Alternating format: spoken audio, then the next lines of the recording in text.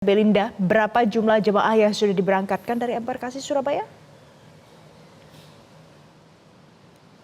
Iya Febri dan Valen, selamat pagi. Kalau di embarkasi Surabaya ini sudah ada 18 kloter yang sudah diberangkatkan dari embarkasi Asrama Haji Surabaya. Ini artinya kalau kita akumulasikan di mana setiap kloternya ada 371 jemaah, berarti ini sudah ada 6.678 jemaah yang sudah diberangkatkan dari embarkasi Asrama Haji Surabaya. Sementara itu kloter selanjutnya yakni kloter 19 dan 20 yang memang sudah memasuki asrama haji pada hari Rabu kemarin ini akan diberangkatkan hari ini pada pukul 6.30 dan juga 11.50 waktu Indonesia Barat, sehingga mereka artinya ini sudah melakukan persiapan sebelumnya di asrama haji Surabaya 7 jam sebelumnya dan mereka harus sudah diberangkatkan di Bandara Internasional Juanda Sidoarjo. Sementara itu untuk hari ini dijadwalkan ada 5 kloter atau kelompok terbang yang memasuki asrama haji Surabaya,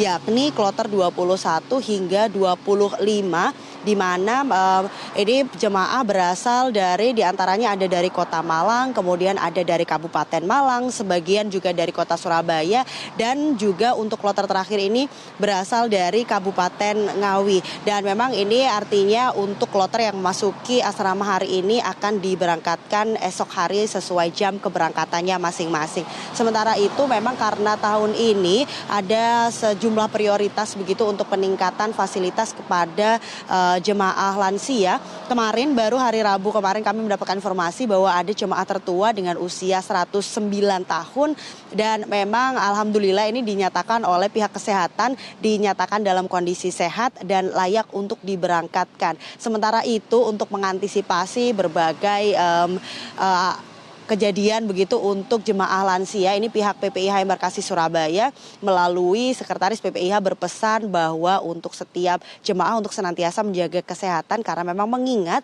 bahwa perjalanan kemudian proses yang dilalui prosedurnya mulai dari berangkat dari kabupaten kota masing-masing ini begitu panjang, dan juga nanti perjalanan yang ditempuh jemaah dari tanah air menuju tanah suci ini juga 9 jam, sehingga kesehatan menjadi kunci utama karena kita mengingat bahwa informasi yang kami dapatkan bahwa hingga hari ini ada 8 jemaah yang memang belum bisa diberangkatkan karena kondisinya masih dalam perawatan begitu di Rumah Sakit Surabaya karena kondisinya masih sakit, dan informasinya akan dipantau hari ini bagaimana progresnya sehingga nanti kalau memang sudah sembuh akan diikutkan di kelompok terbang berikutnya. Sementara itu karena memang tahun ini menjadi tahun untuk peningkatan fasilitas kepada jemaah begitu, jemaah lansia khususnya, sehingga beberapa fasilitas khusus untuk jemaah prioritas ini terus dievaluasi setiap harinya, termasuk juga untuk golf car karena memang informasi yang kami dapatkan ini sangat diperlukan oleh jemaah untuk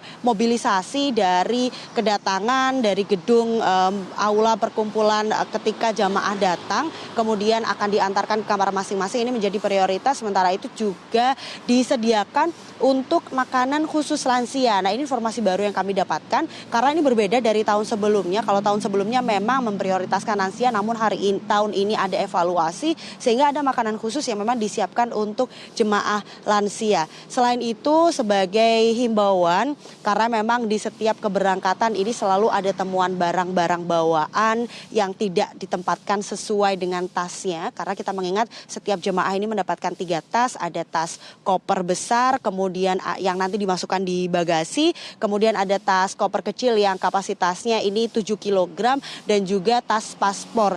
Sehingga ini jamaah dihimbau untuk terus memperhatikan mana barang yang boleh dan tidak boleh dimasukkan di masing-masing tas. Demikian laporan dari Surabaya, kembali ke studio.